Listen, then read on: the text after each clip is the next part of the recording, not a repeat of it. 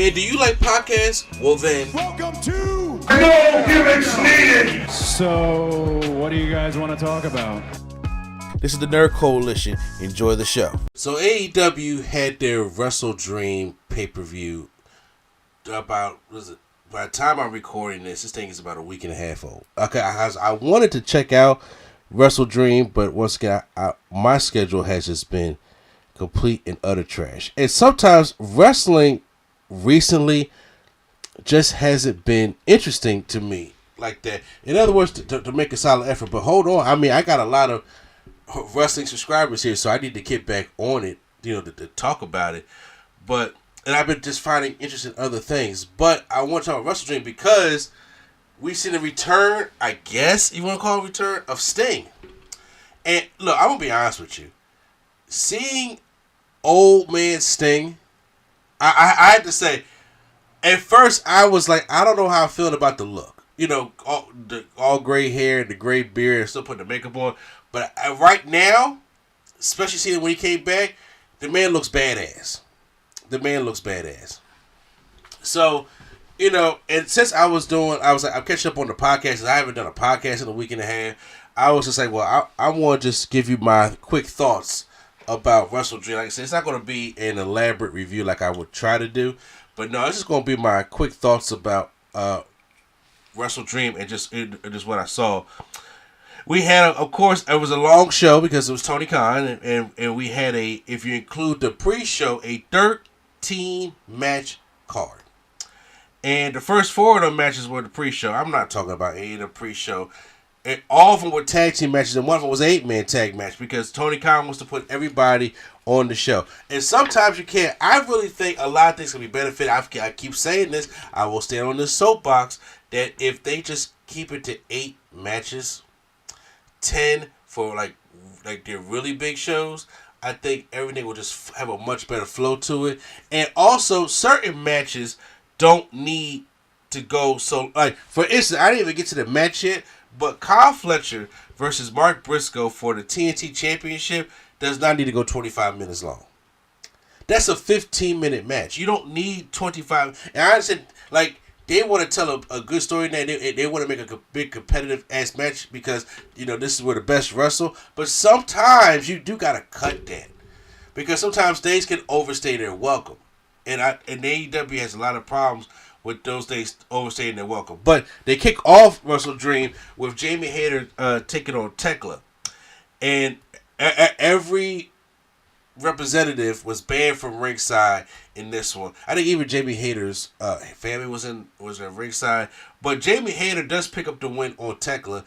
Afterwards, Queen Abanata comes out to celebrate with Jamie Hayter, and then you had Sky Blue and Julia Hart on the stage for Tekla, because obviously this is building up to the women's Blood and Guts match. I don't know when Blood and Guts is, honestly. I gotta keep up with AEW. I don't know when Blood and Guts is, but I do know that they're going to be doing a women's Blood and Guts. For those who don't know who Blood and Guts is, that's basically their War Games match. Okay, so Jamie Hayter picks up the win here. Then we had that 500,000, which I could use right now, tag team match. The winner will receive $500 cash prize because Nick Jackson gambled up all the Young Bucks money when they won that, was it $500K or 100,000, whatever amount of money match they had. So they've been like the broke Young Bucks. And to be honest with you,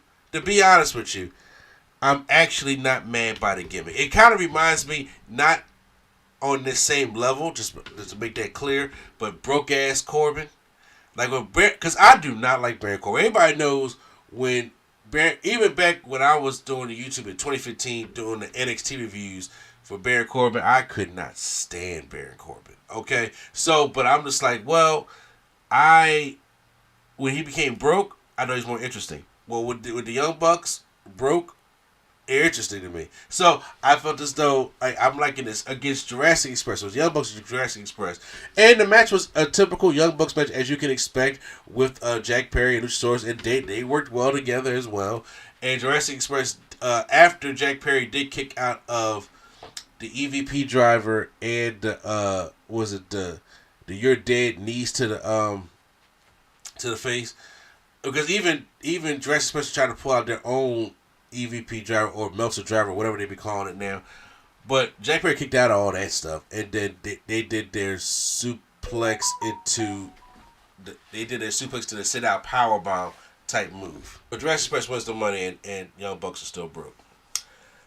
We have the Hurt Syndicate taking on the Demand in a tornado trios match to determine the number one contender for the trios championships. Now they had the tag team match.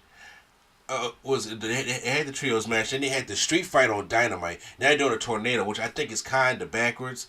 Even though they did try to do some type of hardcore spots in here, but I just felt as though like if you want a street fight, that should have been the end result.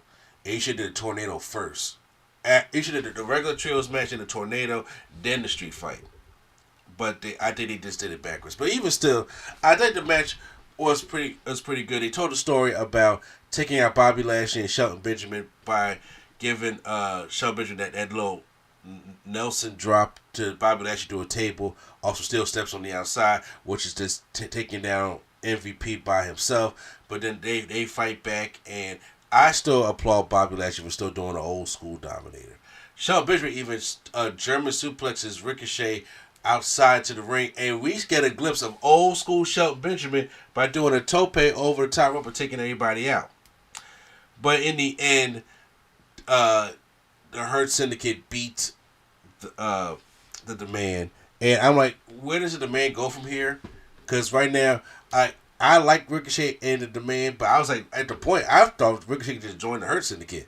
But as of right now, I was like, they got one win over the Hurt Syndicate, but they just been losing. So I was like, I don't know what is next for them. Kyle Fletcher takes on Mark Briscoe for the AEW TNT Championship. Now, there's no way I thought that Kyle Fletcher was losing, especially with him just becoming the TNT champion and this run as he's having. They really want to push him for that. But I was like, and once again, I love Mark Briscoe. I love Mark Briscoe. I like the Briscoes. But when it comes to this match, I'm just like, we don't need all the hardcore spots to it all the time. Because I'm just like, you can just have a regular matchup. Because even at one point, Mark, they had the steel steps turn on his side. And Kyle Fletcher gives Mark Briscoe a powerbomb on them steps, which, I mean, it sucks and stuff like that. But I'm like, sometimes we don't need all that extra stuff. 15, even 17-minute matchup would have served its purpose when it came to this. But I understand that they want to showcase Kyle Fletcher and have all these crazy matches and stuff like that. I do think, like, listen, it's got to be give and take. I know a lot of people is listening about this on AEW will feel as though that it doesn't matter. But this show was, what, 5-something hours long? For a WrestleDream show? Sometimes the shows don't got to be as long. If Double or Nothing, Full Gear, All In, All Out, like those shows, Revolution, I get it. But not this. I'm sorry. But still, the match is good, though. Kyle Fletcher wins. Chris Statlander takes on Timeless Tony Storm for the AEW Women's Championship. This was actually a really good. I really enjoyed this matchup. A lot of back and forth stuff. But I knew that with the run that Chris Statlander is on right now, that Tony Storm was not going to win this matchup. But it was still good, though, because even Chris Statlander, it got me for a minute. When she hit that Storm Zero on Chris Statlander, I was like, oh, that's going to be a wrap. But then, no, Chris Statlander hits her finish on there, and she wins the matchup. But then Mercedes Moné just comes out, and she is staring down the champion, and she cuts a promo. By the way, she had a tribute to Selena. I liked the whole Selena outfit that she had on. I was like, okay, I'm cool with that. But it was just a winner-take-all for the AEW TBS Championship. In the interim, ROH Women's Television Champion. It was an open challenge for anybody that had a belt. And then Mina Sakuragawa, I always say her name, I'm sorry, comes out to accept the challenge. But she's the interim champion because Red Velvet was out. I didn't even know Red Velvet was back because I don't watch Ring of Honor. But then, what do you think happened? Mercedes Moné wins, so now she's the ROH women's world television champion or the interim with the interim belt. And I was like, it's getting it now. Listen, I don't mind the belt collector gimmick because Bobby Lashley did it, Kurt Angle did it, Kenny Omega did it, but Ultimo Dragon did it because Ultimo Dragon had the most belts, and now Mercedes Moné is doing it. But it's getting ridiculous. It's getting very ridiculous because obviously what they're trying to build up to is Mercedes Moné taking on Chris Statlander probably at Full Gear for the AEW Women's Championship. Now, they would have you think that she could win AEW Women's Championship. That would be stupid. And I'm going to tell you why it would be stupid. Because if she wins that AEW Women's Championship, she will have, 13 belts at this time. Now, once again, this WrestleDream was a week and a half ago. So I did see on Dynamite that her and Athena may be teaming up to go after the tournament for the Women's Tag Team Championships. So I would love to see that team, but if she wins the championship, that's 13 belts. 13. And on top of that, if she wins the Women's Championship, she's not going to vacate them. She will have to start losing them belts. And I'm like, why would they have a Women's Champion losing? What needs to happen before Mercedes gets that AEW Women's Championship, she got to lose all that other shit first. They have to cut a storyline where she's at the top, but she has to start losing and then work her way back up to get that championship. And the AEW Women's Championship is the only championship she should have.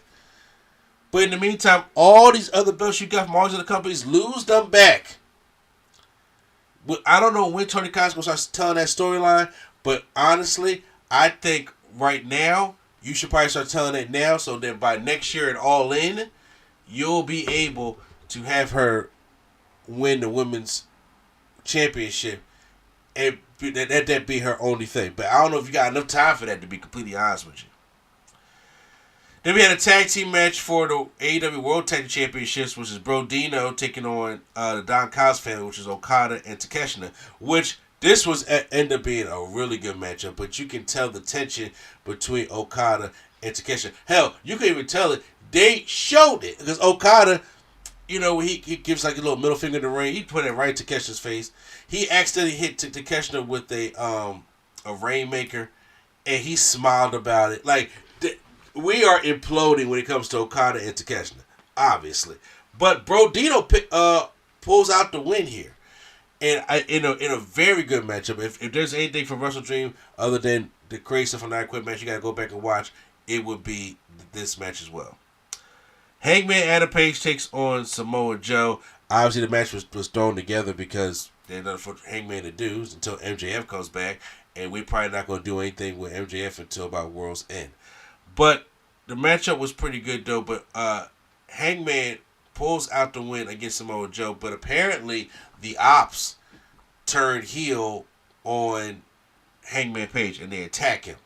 So, now once again, I have not been keeping up with Dynamite for the past weeks to see if Samoa Joe was cool with the attack. I mean, I would think so. And what's going on with the Ops storyline and going in Samoa Joe and stuff like that, especially going into Full Gear, which is their November show. So, but Adam Page picks up the win here. But the biggest thing on this show was the attempted murder. And that was the I Quit match, Darby Allin versus Jon Moxley. And this is the one I'm probably going to get into a little bit the most, because here's the thing. I could tell by how the match was booked that this is what Tony Allen, Lord, this is what Tony Khan wanted for All In.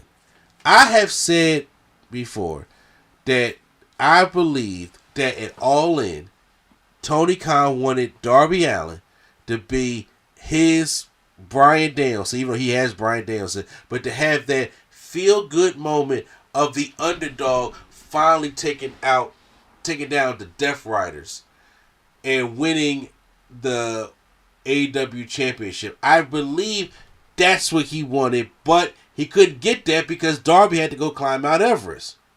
And what I think is that Tony Khan was hoping that Darby could get up to Mount Everest and come back down safely and be ready in enough time to face Moxley. But to be honest with you, his body, with that kind of pressure up there and that altitude and coming back down, he wasn't ready. So then we had this whole thing of trying to add Darby in the main event because he wanted that moment. He wanted his big WrestleMania type moment at All In. But we went with Hangman. And it worked with Hangman, but I'm just saying, but I know what he wanted with Darby Allin. And you can tell how, because I was there thinking also that Sting, I was like, really? Because I think with Sting coming back, taking out the Death Riders, and because once again, Darby would do some shit in this matchup, okay? And once again, it's an I Quit matchup, so he had to fight off all the Death Riders. And it wasn't pleasant. And that's when Sting had to come in and you get the feel good moment. He even holds the AEW flag that he took up on Mount Everest in the ring, but there's no championship. And I think that's just reading into what I see in the match, that's what I felt as though that Tony Khan really wanted to do, but he wasn't able to do it because Darby went up the mountain. Okay? And I mean, to be completely honest with you, you could just tell him no.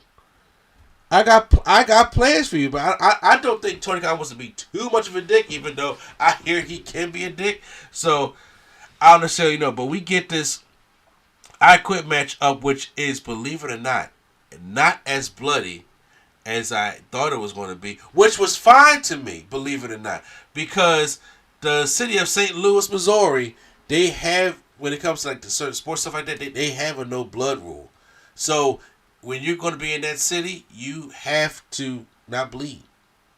And once again, we have an I Quit match, and Moxley don't got no color, Darby ain't got no color. No, but they said, that's fine. It's okay. There's other shit we can do. And boy, did they do it. Okay? Because this matchup was insane. There were times where Moxley, like, one of the more uncomfortable parts of the matchup, Moxley had these skewers, and I've seen Moxley do this stuff with these skewers before, where he would take it and I seen Penta actually just drive in his head and just stick there, but he takes it and he takes one of the skewers and sticks it under Darby Allin's. Now, even talking about it, my hands are fucking just moving around, being very uncomfortable. But that wasn't the only thing, because Darby Allin also got launched by Claudio outside the ring onto the announce table. I've seen this spot live in person when Claudio did this at the 2300 Arena when they was in the Philadelphia Residency. I've seen this spot done before. John Moxley at one point takes a belt to Darby Allin, and then we get, which is the attempted murder everybody keeps talking about, the fish tank. So we can't have the blood, but we damn sure going to have that fish tank, because John Moxley does try to drown Darby Allin, like drown him. And I was just like, this is insane. This is insane.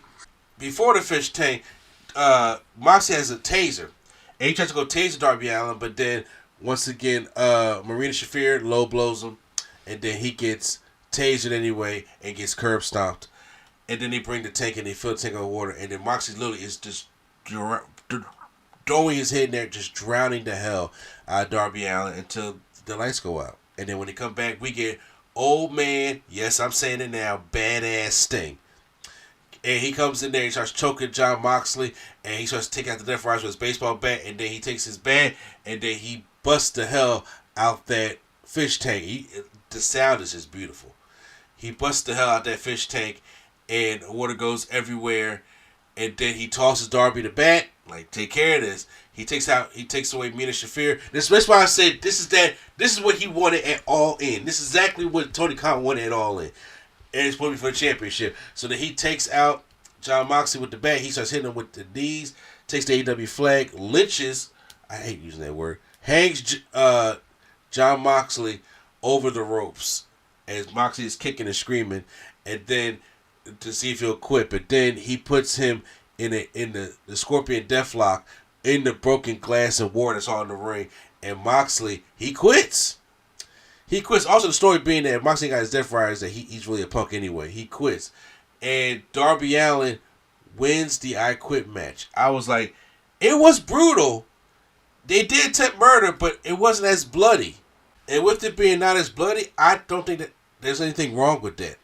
But overall, I thought WrestleDream was a solid show. It was great to see Sting come back and Darby get that moment. I do wish that they could have had that all in, to be honest with you, and be for the championship if things just worked out better. But once again, Tony Khan, honestly, this is kind of on you. All right, to be happy. But this needs to be the end of the Death Riders. This needs to be the end of the Death Riders somehow. They ain't got to turn on Moxley or something. This has to be the end of them.